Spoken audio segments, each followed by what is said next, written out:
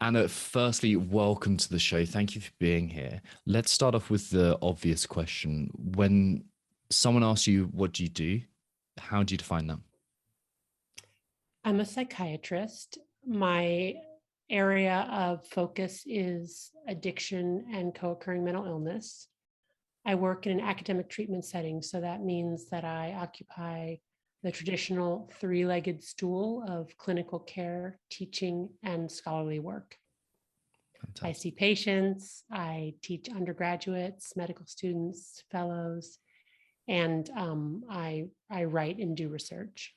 Okay. Yeah, I was hoping to bring in the author piece because that's where I found out about you was through a fantastic podcast you did with Chris Williamson on Modern Wisdom. I think that's his podcast name. And really enjoyed it. I found it really interesting. And as I was listening, I was thinking about how this would apply to the people that we work with, who are athletes and their coaches and the kind of fitness community. And when I was thinking about addiction with them and think of it as in terms of non-serving behaviors that we do on a kind of loop, the things that came to mind were phone use and social media and comparison and what's called leaderboarding within our community. So constantly rating yourself amongst the community. There's a reason that I call this addiction, or I'm thinking about it as addiction. I think it'd be useful to hear you define what addiction is, though. Yeah. Well, first of all, I'm fascinated to have this conversation because I think there is a lot that we can talk about in the field of competitive athletics. So addiction is, broadly speaking, the continued compulsive use of a substance or behavior despite harm to self and or others. When we're diagnosing addiction, we typically invoke the 4 C's: control, compulsion, craving, and consequences, as well as tolerance and withdrawal, which are manifestations of a physiologic change. So control is just what it sounds like, using more of our drug or behavior. And by the way, I use the term drug very broadly to encompass a whole bunch of different things, including social media. Using more of our drug than we planned. Compulsion is a level of automaticity and involuntariness in our use, and a lot of mental preoccupation with use. Craving is physiologic urges to use that can be physical or mental, and including intrusive thoughts of wanting to use unbidden. And then consequences are all of the relationship, work, legal, moral, health related consequences due to our use. Tolerance means needing more and more of a drug to get an effect over time. And withdrawal is a classic physiologic syndrome when we reduce our drug consumption or we no longer have access. Thank you for that. The thing that works for me, or the way that I most fall into this habit, is phone use. Look, it's even here right now. Yes. It's out there. It's easy to use the whole time. And we often think of addiction, or I think it's socially known as this kind of the big things, right? We think of hard drugs. We think of things like bigamy. We think of like all these very destructive behavioral patterns. But it's also the things that are kind of a bit annoying and don't help us. And I know that I'd definitely be better and I'd be more effective if I had less of my phone in my life and weren't so controlled by it. How comes this is something that applies to the big scale of the large problems and also the kind of the mediocre problems as well, the medium range problems? Well, I mean, we all have the same basic mental machinery when it comes to pleasure, motivation, and reward, right? And this is a part of the brain that's actually been identified called the reward circuit or the reward pathway. It encompasses a number of different areas in the brain, including the nucleus accumbens, the ventral tegmental area, and the prefrontal cortex. And it's essentially a type of brain circuitry that's been remained largely unchanged across millions of years of evolution and across species. So it's a highly conserved region of the brain, and it's what's allowed us to essentially adapt to a world of scarcity and ever-present danger over millions of years of evolution. It's what gets us to approach pleasure, generally speaking, and avoid pain. So when we're thinking about addiction to our phones versus, let's say, addiction to cannabis, the same mental machinery is being invoked. It's the release of dopamine in this reward pathway, dopamine being our pleasure or reward neurotransmitter.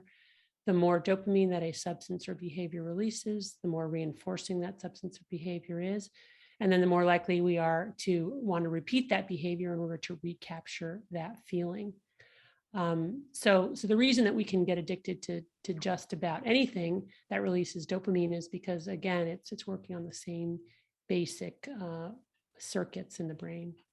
Okay, so I think it's good to outlay the kind of foundations of neurotransmitters and dopamine. What's a neurotransmitter? Neurotransmitter is a chemical in the brain that bridges the gap between neurons. Neurons are the workhorse cell of the brain, and they're these long spindly cells that work via electricity to create these circuits that make our emotions, our thoughts, everything that goes on in our heads. But neurons don't actually touch end to end. There's a little gap between them called the synapse. And the way that synapse is bridged is by molecules called neurotransmitters, which are released by the presynaptic neuron, cross that sort of empty space called the synapse, and then bind to little receptors on the postsynaptic neuron. One of the metaphors I sometimes use to describe this is, imagine that the presynaptic neuron is a pitcher in a baseball game, the neurotransmitter is a ball, and the catcher with the mitt is the postsynaptic neuron, the receptor being the mitt, ready to catch that. So dopamine is a neurotransmitter, and it's intimately involved in the experience of pleasure, reward, and motivation. It's not the only neurotransmitter involved in that process, but it is probably the final common pathway for all reinforcing substances and behaviors. Cool. Thank you for that. And then how does dopamine get released when we talk about, I don't know, the phone use, I think, is something that we hear about dopamine quite a lot. What about when we are comparing ourselves to others and looking at a leaderboard and how we stack up to that? Why would that trigger dopamine? Yeah, that's a great question. Well, first of all, we are social creatures. We've evolved over millions of years to belong to a tribe. And that makes good sense, again, in a world of scarcity and ever-present danger, because being part of a group means that you're more likely to be able to shepherd scarce resources, find a mate, protect yourself from enemies. And one of the ways that our brain gets us to want to connect with other people is essentially to release dopamine when we make those connections. So dopamine is released when other people like us, when they agree with us, when they praise us or regard us highly, when we experience the same emotion as another person or many other people, we get a hit of dopamine. So the leaderboard phenomenon fits right into this whole sort of the rewarding aspect of social connection. When other people praise our athletic accomplishments or admire us based on our ranking or our athletic feats, that naturally releases dopamine. The actual athletic event itself is also a source of dopamine, but indirectly, and we can talk a little bit about that. But it's really the accolades from external others that is sort of that then direct dopamine as we are socially affirmed, confirmed, praised, included, held up, regarded. The other interesting thing about dopamine is that it's probably very sensitive to enumeration. So when we give something a number, it becomes a pretty potent drug. And we see that in terms of how many likes we get, how many retweets we get when we play video games, what's our ranking in the video game. And all of that extrapolates directly to the leaderboard. Enumerating or ranking people in terms of their athletic accomplishments, and then seeing your ranking go up, that probably certainly releases dopamine. Seeing your ranking go down probably puts you in a dopamine deficit state and then drives the desire to work hard to get your ranking back up again. Yeah, that's something that I picked up whilst reading Dopamine Nation as well, was that randomness of reward. It's almost like when you refresh your email or you refresh social media and you don't know what post is going to be Yeah. next. You don't know what's going to come up next. So it either drives you to scroll further or spend more time or to swipe again, or it's that kind of that enjoyable dopamine releasing experience. So there's that randomness there. How does exercise release dopamine, or like what's the role in dopamine there? Yeah, so this is a whole other angle that's certainly worth talking about for your community. So if you think about intoxicants, what they do is they go directly to the dopamine reward pathway and release huge amounts of dopamine instantaneously, followed by the brain adapting to that by downregulating dopamine transmission, not just to baseline levels, but actually below baseline levels, putting us in a dopamine deficit state before we return to homeostasis or level baseline. But it turns out that doing things that are painful, like exercise, indirectly releases dopamine, because exercise is directly noxious or toxic for cells. And when we exercise, what our body does is respond to that noxious injury by starting to upregulate our own endogenous production of dopamine and other feel-good neurotransmitters and hormones.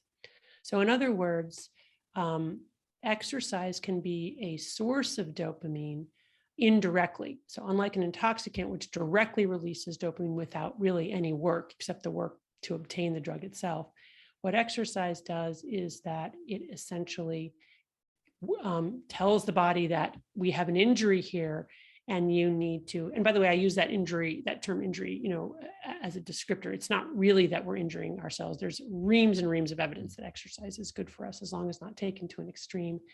But the signal to the body is that, oh boy, we need to repair. We need to upregulate dopamine and serotonin, our endogenous opioids, our endogenous cannabinoids. And so exercise slowly increases dopamine levels over the duration of the exercise. But the really exciting thing is that those levels are then maintained for hours afterwards. And just stop for a moment and compare and contrast that with intoxicants. So intoxicants, we get a sudden spike followed by neuroadaptation, which leads to not just baseline levels, but going below baseline, this dopamine deficit state, where we experience the universal symptoms of withdrawal from any addictive substance, which are anxiety, irritability, insomnia, dysphoria, and craving. Whereas painful stimuli, like exercise, cause a slow and steady increase in dopamine over the duration of the stimulus, followed by elevated levels hours afterwards, and then slowly decreasing back to baseline without that dopamine deficit state. So exercise in and of itself is a really healthy and adaptive way to get your dopamine, with some exceptions. And the exception is if we take a painful stimulus and we turn the volume way up on that stimulus. So we engage in incredibly painful, sudden, let's say exercise or some form of pain that's incredibly suddenly painful, like for example, cutting on ourselves, then that thing turns into essentially an intoxicant, because what the body does is then immediately release huge amounts of dopamine in response to a signal that says my life is in danger. For example, if you take a rat and you inject cocaine in that rat, and then you look at its brain under a microscope afterwards, you see this incredible arborization or expansion of dendrites in dopamine releasing neurons. And that's what you would expect, right? That's consistent with these sudden increase in dopamine levels. But if then you take a rat and you expose that rat to a very painful foot shock, it has to be intensely painful. And then you look at that rat's brain, you'll see an identical arborization in the reward pathway in response to that painful foot shock. In other words, extreme pain essentially becomes a drug. Okay, so how is this relevant to athletes? And by the way, I will wrap this around to the leaderboard thing, but I need a little bit of a moment. What this means is that in general, engaging in athletics is great for your body. Like there's overwhelming evidence that it's great cardiovascularly, it's great for so many physical parameters, but probably most importantly, it's great for mental health. because it's this endogenous, healthy, adaptive source of dopamine, which ultimately resets our joy set point to the side of pleasure. However, as with anything that releases dopamine, either directly or indirectly, if we turn the volume up too high on that stimulus, we can turn it into a drug. So this gets into the overtraining syndrome, the general sort of exercise addiction that can happen when people essentially push too hard on the pain side of the balance. All right, now, if we take all of that that's happening physiologically as a direct result of the athletic event, and now we contextualize it in our tribe, what you get is a kind of double-edged sword where, assuming you're not engaging in exercise that's too extreme, assuming that you're engaging in adaptive and healthy amounts of exercise, and that's an adaptive and healthy source of dopamine, you can essentially adulterate that phenomenon with this leaderboard phenomenon, where all of a sudden, what was healthy and adaptive and is healthy and adaptive from a physical and mental point of view in terms of the sport itself becomes adulterated by the ways in which our sport is then contextualized in our tribe. I don't know if you're tracking that or I'm making much sense there, but essentially, I think what can happen, because I work with quite a few student athletes here at Stanford, is that with time, so initially they're drawn to the sport because of the joy of the sport itself. And that joy is, again, the joy of winning, or just the joy of the movement itself, and also the good feeling dopamine that you get from it that can last a pretty long time in the day afterward, in that day after the engagement.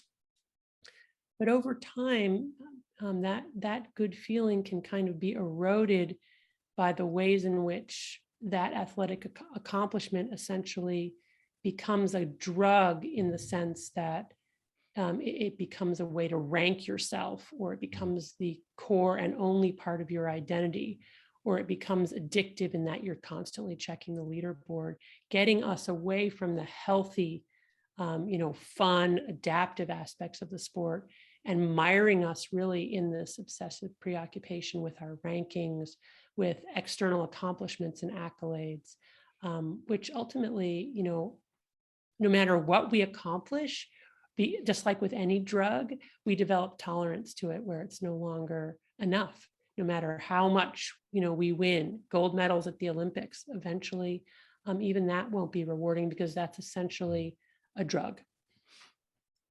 That is fascinating. And I think you've described the journey of so many athletes who will listen to this. They start, and most of the people who listen to this will be CrossFit athletes of kind of a decent level, but we get a bunch of other people listening too.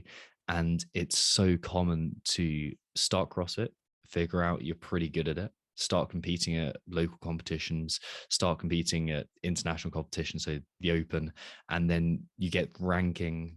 You start ranking yourself, and you complete a workout and you refresh the leaderboard over and over again. You see where you rank, you start sharing it in the social thing, you start comparing yourself to the other people, and it enters this place where I don't even enjoy training anymore, but I'm doing it out of an obligation. I suppose it probably comes down to security around identity. It's like, this is who I've said I am to the rest of the tribe, so this is who I have to be for them, and not assessing why they're using it in the first place.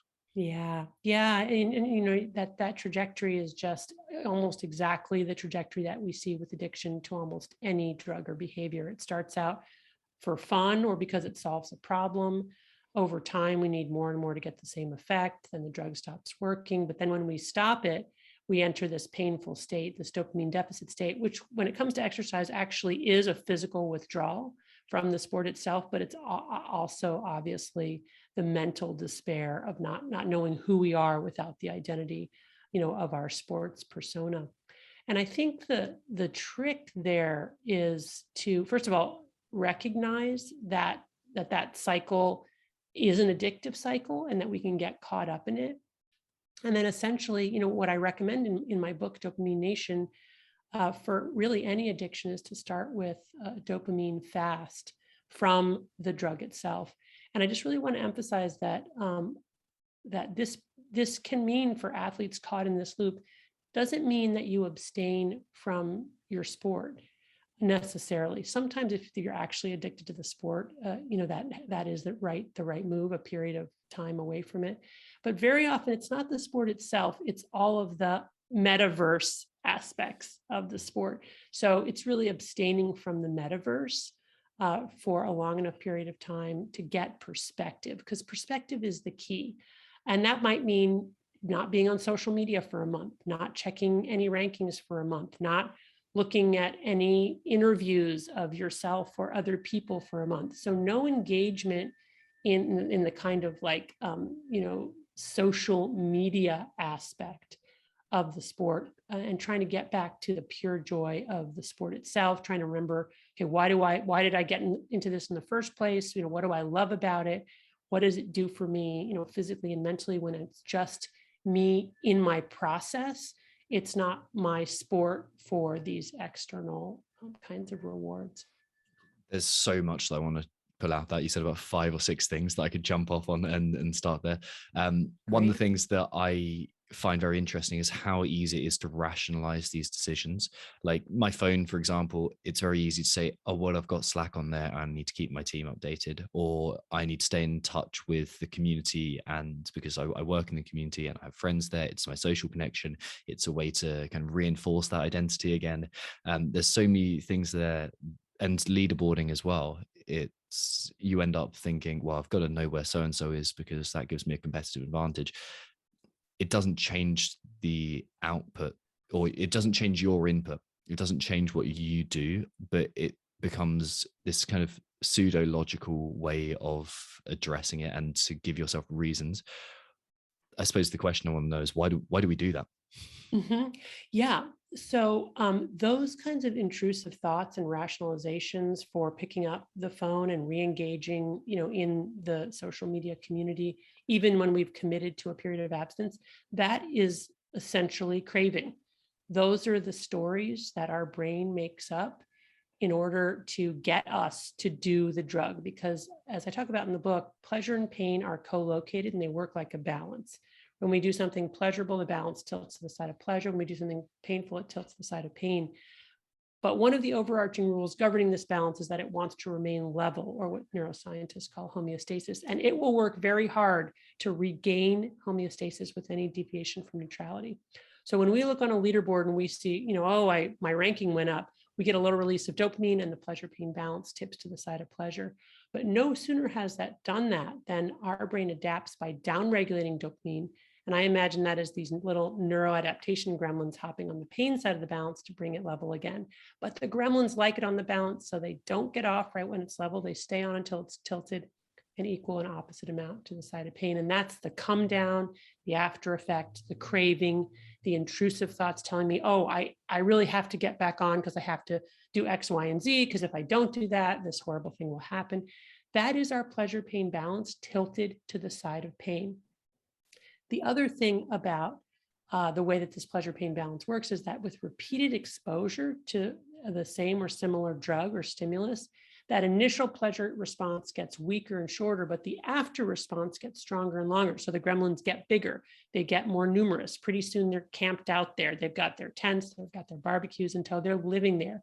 And then we end up in this chronic dopamine deficit state where nothing else is enjoyable. We need to keep checking the leaderboard, not to feel good, but just to feel normal. And when we're not, we've got a balance tilted to the side of pain and we're in withdrawal. So when you make a commitment to abstain from your phone, for example, and from checking the leaderboard for a day, let's say, usually I recommend longer than that, but at least a day, what you will find is that the first half of that day, you will be filled with intrusive thoughts of why you should check it.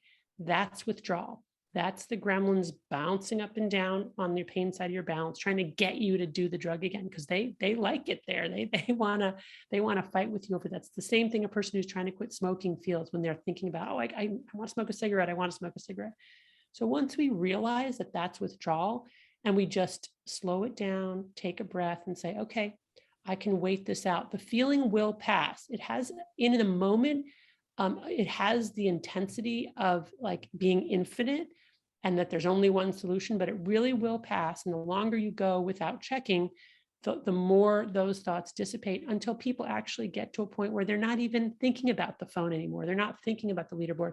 And then there's expansion. There's this kind of freedom that happens where you're no longer sort of connected to the device and those inputs in the same kind of way. In my experience, frankly, it takes about a month or 30 days abstaining to really get to that place of freedom.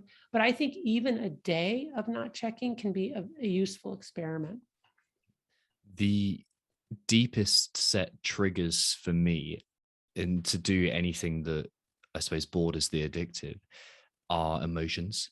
When I really drill down to it, yeah, I can be in a certain place and I can be doing a certain thing, but I've over the last 4 years especially, I've changed my environment frequently. I've done things to move things, but the emotions like fear of incompetence or that's the big one, is the biggest driver to kind of go, okay, right, I'm going to stop doing the thing that confronts that fear and pick up a much better, or a much, I say better, a much more immediate response to that and use that.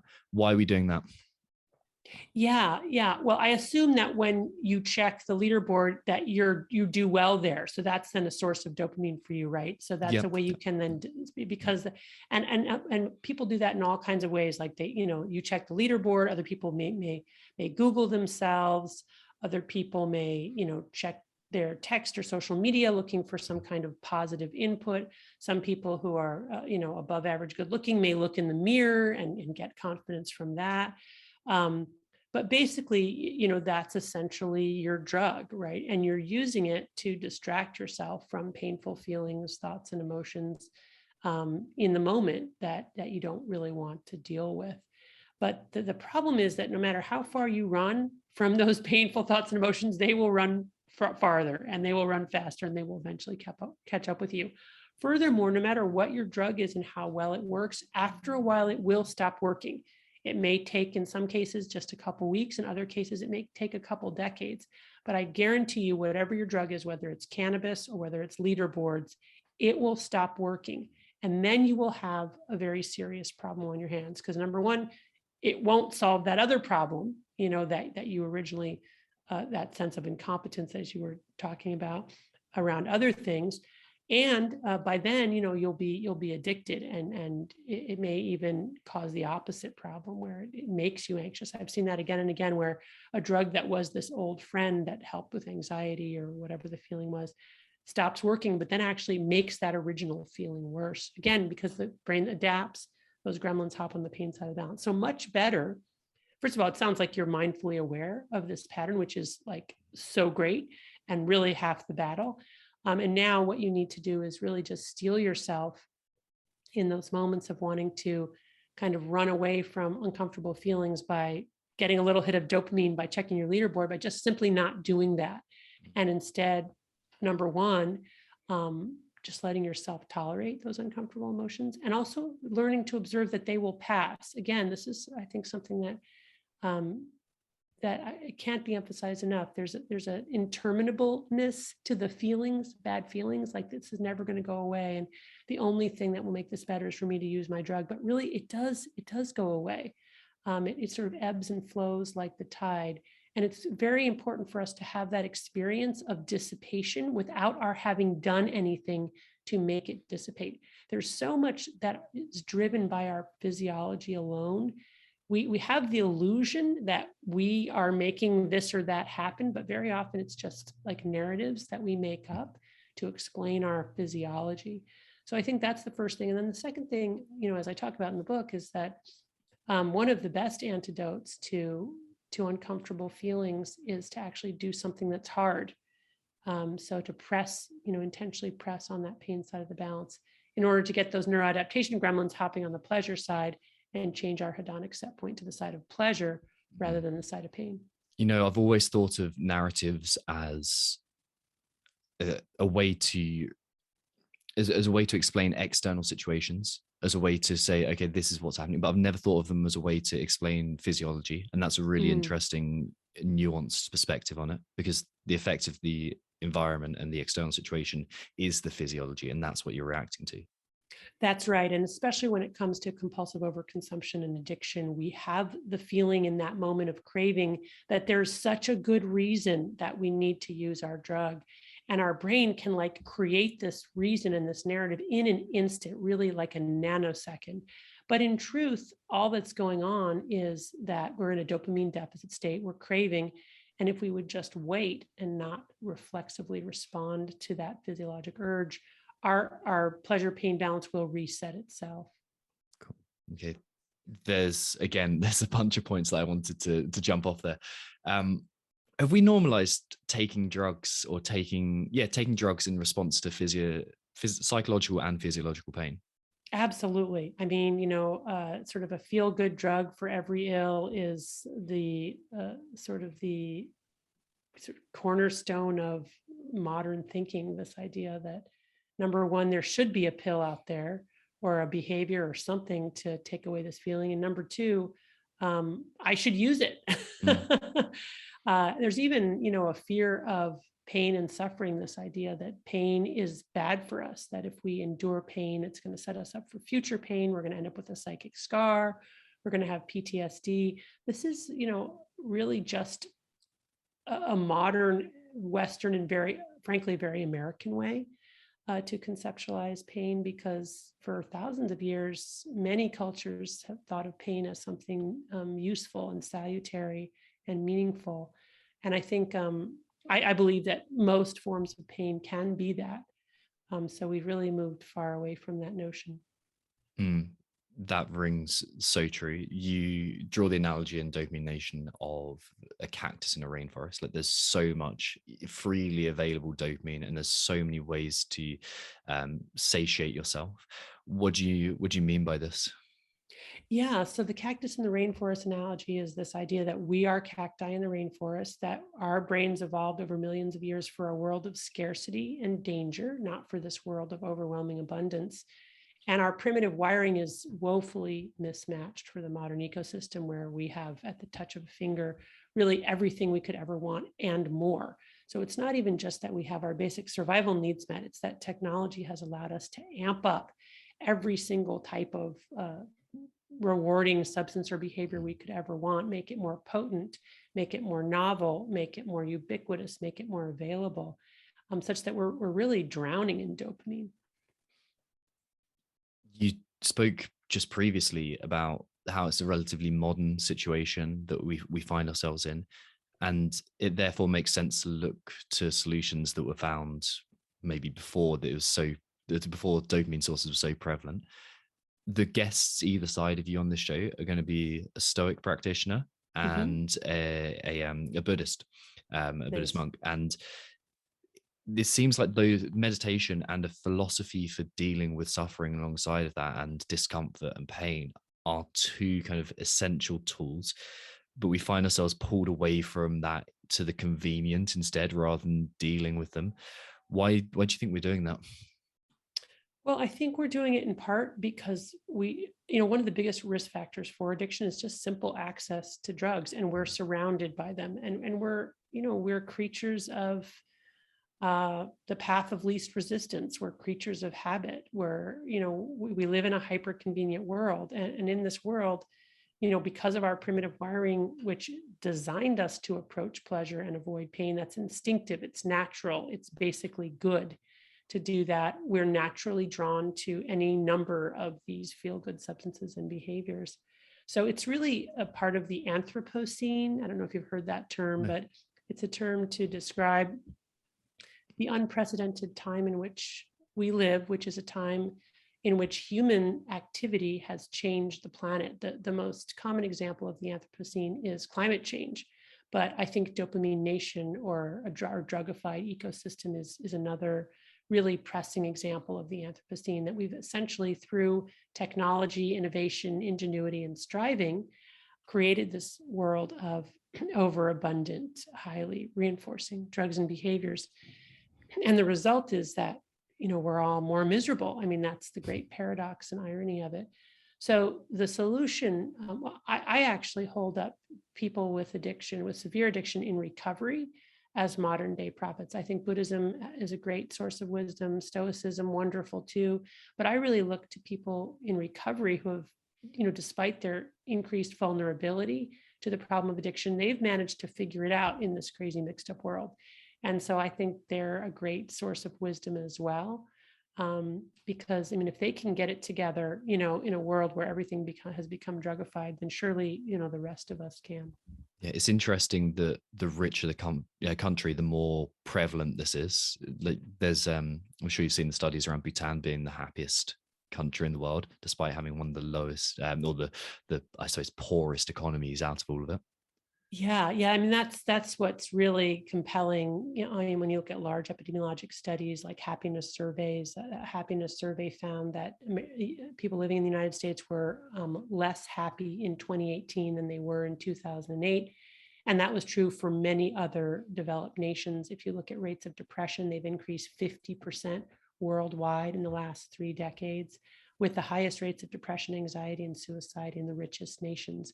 So it's very clear that there's something happening in rich nations that, despite all of our, advancement in understanding mental health problems, destigmatizing mental health problems, medications and other treatments for mental health problems, we're more mentally ill than ever before. And so I think it's important that we look at, the problem of overabundance and the ways in which overabundance is probably contributing to our unhappiness. And Dopamine Nation really is all about trying to explore that. Why is it that, given everything we ever wanted and more, we are more unhappy? And I think the neuroscience of addiction and the pleasure-pain balance really explains that. In Man's Search for Meaning, Viktor Frankl brings up the concept that suffering acts like a gas, and it kind of fills the space that you allot it. And it seems like evolutionarily we have a space for the suffering that's there, and we don't fill it, and instead we fill it with convenience, or try to reduce its effect through convenience. Yeah, I love Viktor Frankl's book, Man's Search for Meaning. To me, what's so powerful about what he writes about is that, first of all, he also validates a truism that almost every religion and major philosophy and psychology will validate, which is that life is suffering. And no matter what you do, there will be suffering. But what he says is that we can actually find meaning and purpose in our suffering. And I think that that's really the powerful tool. Furthermore, as we try to escape or numb or run away from our suffering, I think we also run away from any sense of meaning and purpose. And I think that the purposelessness of our modern existence is really ultimately the source of so much suffering, right? Where people feel quite untethered to their existence and quite unsure why they're even here. And that then leads to depression and suicide. So I think we really need to change our whole orientation on sort of what we expect of life, how life should be lived, what we should be aiming for, and also how we find purpose and meaning. The only way I can relate to this is through my own personal experiences, but thinking about when I felt most connected to something and when I've kind of found meaning, it's when I'm doing something very difficult. When I was setting up this business on the podcast of which we're talking, or when I was joining the military and I just had a very clear purpose, or even overcoming relationship difficulties with my fiance. Like, it was full of difficulty and full of suffering, but there was no victimhood associated with it, or there was no kind of, there's no woe is me, but there's also very much like, okay, this is a thing that I want to achieve, a kind of objective that I want to move beyond. And it gave me enough suffering to it gave me enough meaning to ameliorate the suffering. Right. So powerful. Thank you for sharing that. Yeah. We are strivers, right? We are wired to strive. And when we can find something to strive for that has a meaning and a purpose experientially day to day, in the process, that's the best, right? That's great. And it's going to be a little bit different. This is Viktor Frankl's other main point. It's like, there's not one secret key that unlocks, the mystery door of life. It's going to be different for every person. Like for some people, they're going to get their sense of meaning and purpose, in a relationship. For others, it'll be founding a business. For others, it'll be some kind of athletic endeavor. And, for you, it's all three of those things mixed and matched.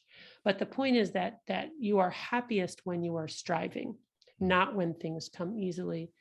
And so I think that's really, really good, except that we want to make sure that we don't strive for the wrong things. Like being addicted to things actually is a lot of hard work and requires an enormous amount of time and tenacity and perseverance.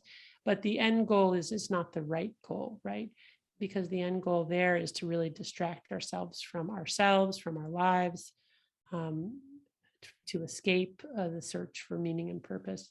What we need to do is turn away from that escapist kind of mentality and really try to be in our life, find meaning and purpose in the life that we were given.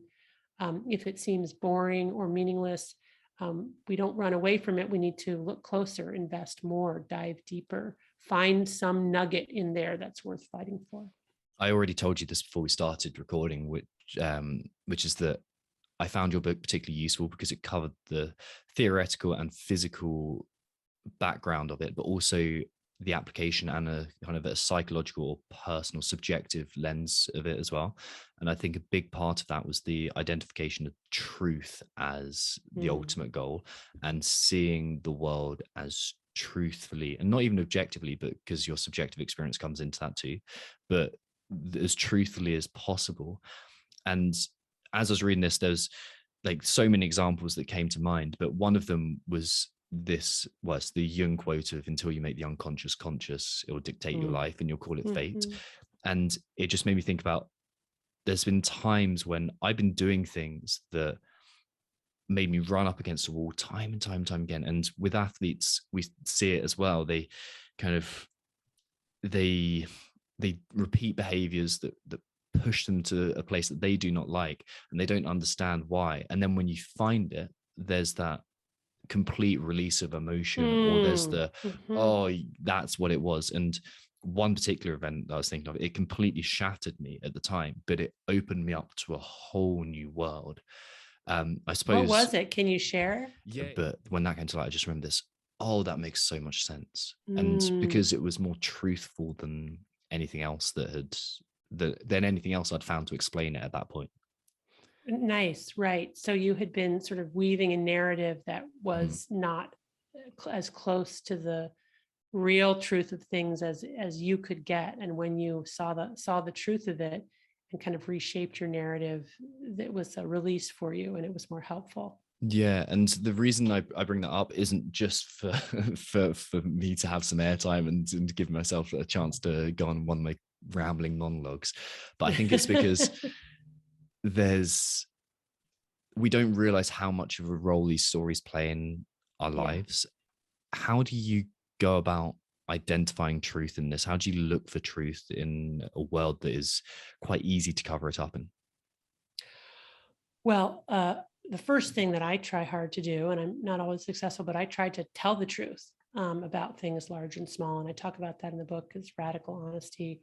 So the average person tells 1 to 2 lies per day. We're just naturally lying machines. We cover up stuff that makes us look bad or incompetent or whatever, selfish. So I try really hard to tell the truth. I don't always succeed. There are sort of lies of omission that come in here and there and other things, but I try hard to tell the truth, because when we are telling things as they really are, they can no longer remain sort of lies within our own minds, right? So in telling other people the truth as close as we can, it comes into our awareness. It's this Jungian quote, like the Jungian quote, it comes out of the unconscious recesses and it becomes more conscious.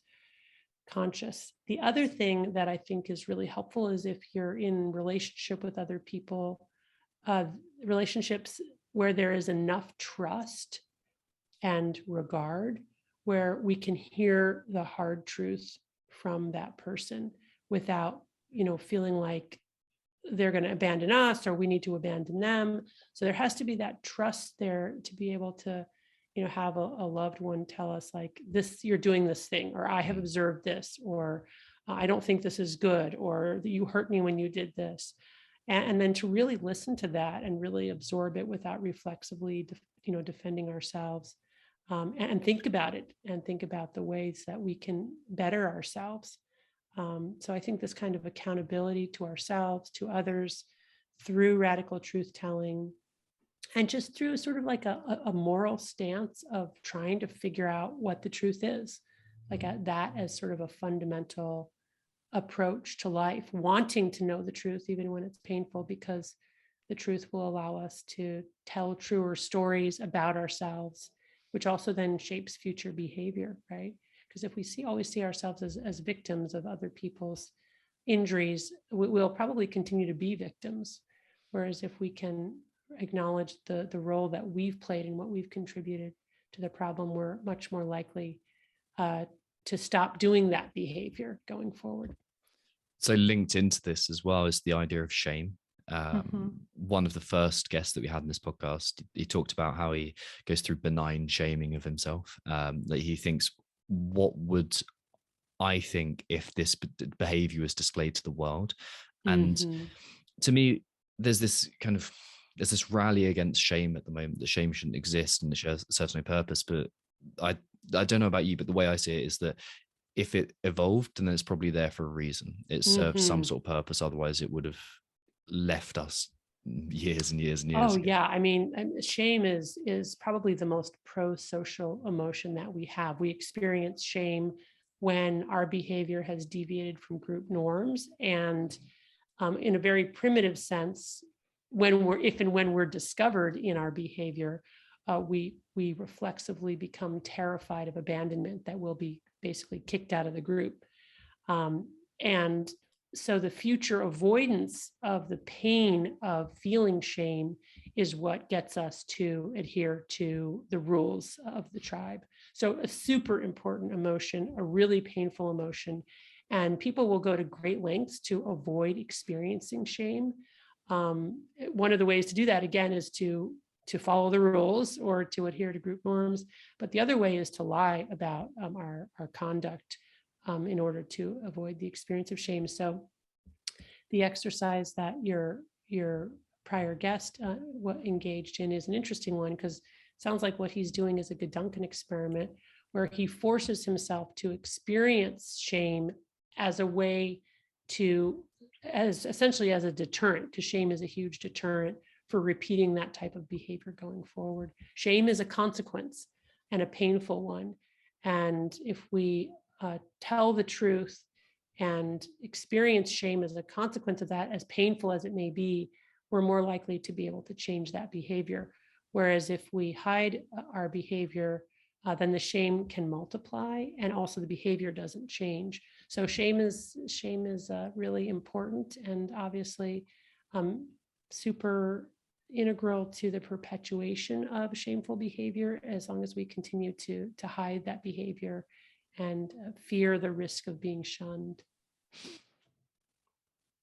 There's, again, a lot that I'd like to dig into there, but I think the best use of the final 10 minutes or so that we've got is to discuss your acronym Dopamine, and the process that we go through. And I'm going to read out one point at a time, and then we can go through there. So the first point is data. Why is that the first step that we need to go through in overcoming these addictions and our relationship with dopamine? Yeah, data is where we're just totally honest with ourselves and others about what we're doing, what we're using, what drug, how much, how often. And again, it's a way of getting our use out of the unconscious and into the conscious, out of the recesses of denial and into the actualized awareness. I've had so many patients who, just in telling me what they're doing and how often, will stop midstream and go, oh my gosh, I hadn't realized it was that bad. So that's what data is about. And then objectives. Objectives is where we think about why we use. There's almost always a good reason. I mean, in many ways, these drugs are initially quite adaptive. The problem is that in the long run, they're not, because they stop working and they cause other problems. But whether it's for fun or to solve a problem and what problem that is, it's good to think about what the objective of use is. Okay, so if we're thinking about social media use, it would be start by tracking how much you're using your phone, maybe. Track exactly what you're using, how often you're using, and then why, what it does for you. And in your case, as you generously described, it sort of picks you up when you're feeling self-doubt and sort of reaffirms your confidence. Yeah, and then problems is the one after that. Yeah, problems is the bad stuff that results as a consequence of your use. And sometimes we don't see it when we're chasing dopamine. We almost never see the full impact of our drug use, but maybe other people have told us. Maybe the consequence simply is that people who care about us say, hey, I'm worried about you, even if we don't see a consequence. But other consequences can be work, school, sleep, health, moral consequences, acting in ways that are not consistent with our values.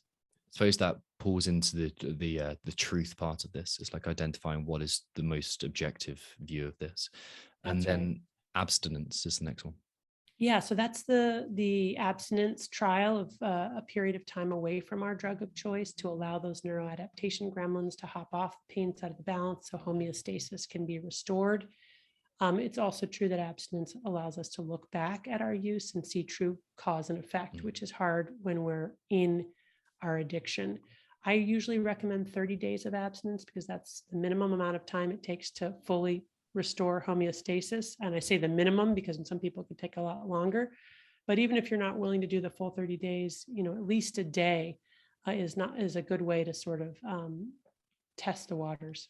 And then I suppose the next piece, mindfulness, fits into that really nicely. Yeah, mindfulness is where, when we first abstain, we feel worse before we feel better. It's the balance tipping to the side of pain. We experience withdrawal, and just learning to tolerate and sit with our suffering and watch it ebb and flow is a really important skill.